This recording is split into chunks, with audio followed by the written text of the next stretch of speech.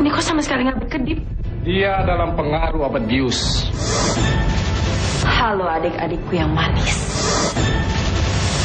Lisa, sejahat apapun kamu, aku masih cinta sama kamu. Mau kemana kamu? Saya mau bawa dia masuk, saya mau tahu dia mau ngomong apa sama saya. Maaf, tadi saya bicara terlalu banyak di TV. Tapi itu untuk menolong Dokter Liko dari perempuan yang mengincar hartamu. Jadilah Dai dan Dai TPI untuk kepentingan umat. Lengkapi semua persyaratannya. Pendaftaran untuk Semarang, Yogyakarta, dan Jawa Tengah 29 Juni hingga 6 Juli di tempat-tempat berikut ini. Audisi Kamis hingga Minggu 6 hingga 9 Juli di Hotel Patra Jasa, Jalan Sisingamangaraja, Candi Baru, Semarang. Dai-Daidah, cuma di TPI.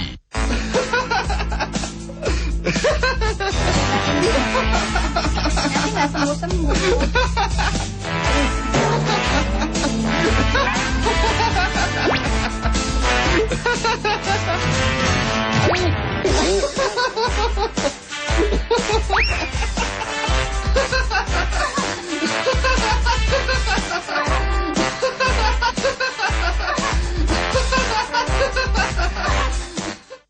KDI 3 Bintang 5.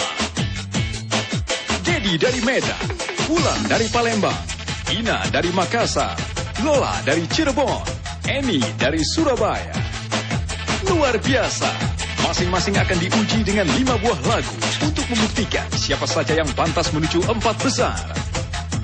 KDI 3 Bintang 5 disiarkan langsung Sabtu 1 Juli jam 6 sore. Anakku! Apa? Anak? Saya bukan anak Ratu. Saya anak murni. Mungkin pengen jadiin Saidi sebagai anak angkatnya kali, Be. Wah, pikiran lu kacau nih. Dia kan preman. Lu gua tanya, sebab apa dia pengen ngangkat lu jadi anak? Lu tahu sebabnya? Sebabnya dia pengen ngejadiin lu preman juga. Bu, tolong saya, Bu, tolong saya. Ada apa? Saya dikejar laki-laki misterius. Tolong saya, Bu. Besok kan kamu mau menikah sama Iwan.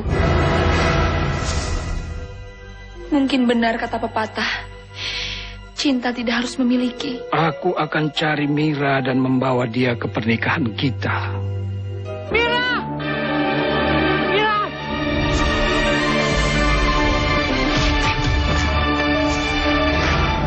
Astagfirullahaladzim.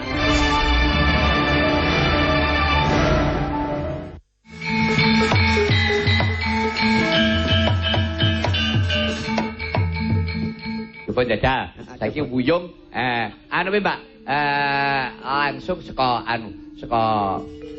buka celuk rasa nganggo bawa. Wektu soalé bukti lho. Bah, saiki saka buka swara. Nah. Neno.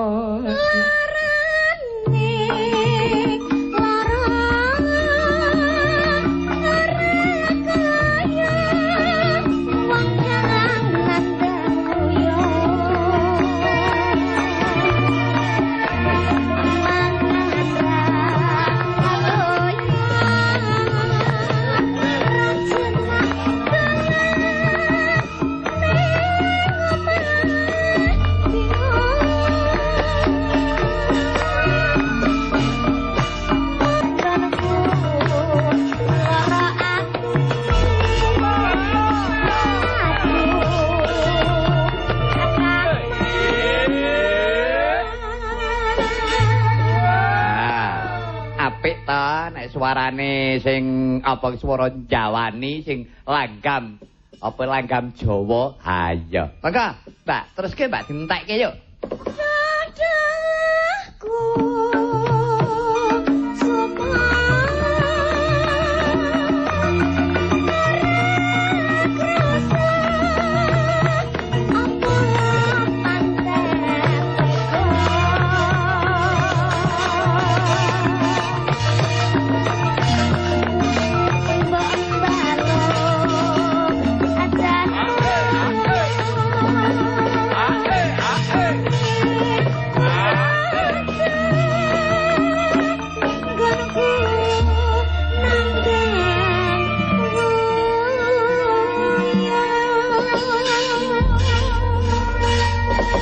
Ya. Mbak Sruti iki matur nuwun karo Mas Gogoning iki aja lunga sik lho. Oh, mboten. Sampeyan jenengan kondrowe aku tetep ora mulih. Lah kowe ngopo ning kene? Resik-resik. Lho, ya ngenteni amplop.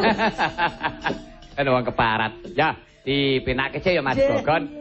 Aku tak nindakake kewajiban kowe dhisik. Tilang pagulingan. Tan samarep pamoring suksma kinuk moyo wina yo ing asepi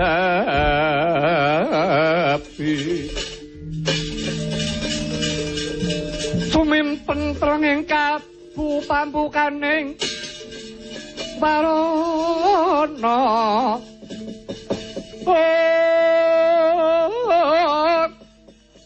talen saking liyep ayape ngaluyup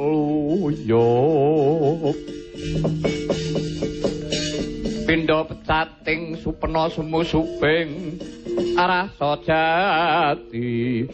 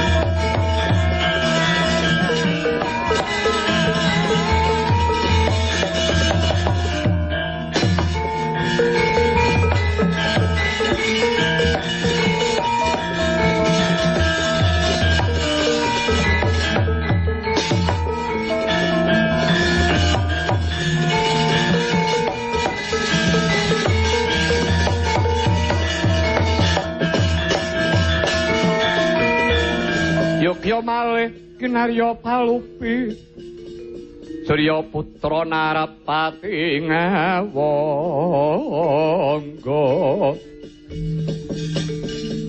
lan Pandhawa tur kadang len yayah tunggil ibu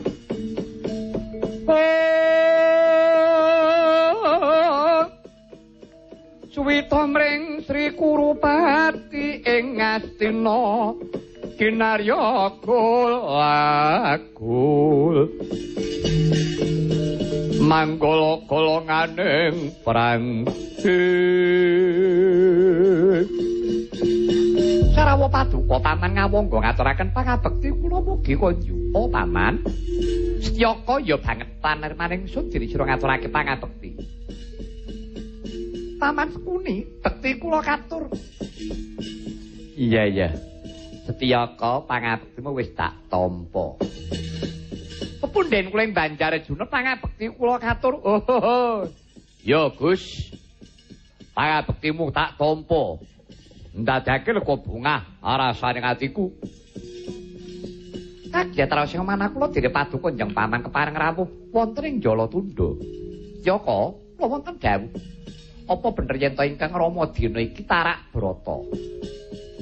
Ana ing Jalatunda tapa sari ana luhuring Makambang. Inggih, kaluhuran sabda paduka Paman. Yen to pancen mengkono kula maradiyakipun Paman larapna. pun paman bakal ngabekti ana ngersane Kang Rama nderekake ingkang Rama anggone ngeningake cipta. Kanjeng paman ngawungga. Sewu-sewu kalepatanipun ingkang putra diagung pangaksama paduka. Kanjeng Rama sampun paring dawuh panti-panti sinten kemawon boten dipun kepangaken nyaketi.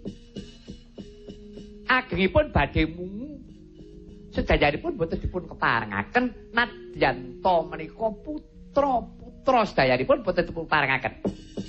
Jalaran Kanjeng Rama menika nedya ngayati ayahane kadewatan, Paman. Joko, kula boten dawuh. Aku iki wong tuwa aja mbok anggap aku bocah cilik. Yen pancen kowe orang lilane kok ora ngulungake apa dadak ngenteni nesune ingkang pamane kawangga. Ya,